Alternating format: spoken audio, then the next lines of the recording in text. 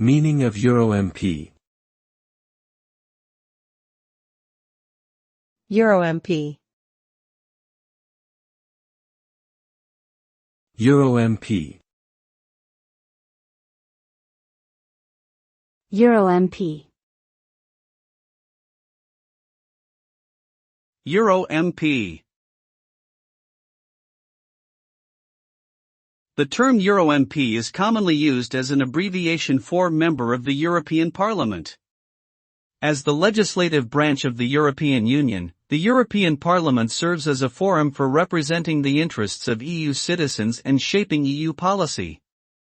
EuroMPs are elected by citizens of each individual member state to represent them in the European Parliament. EuroMPs participate in various activities such as committee work, plenary sessions, and voting on proposed legislation.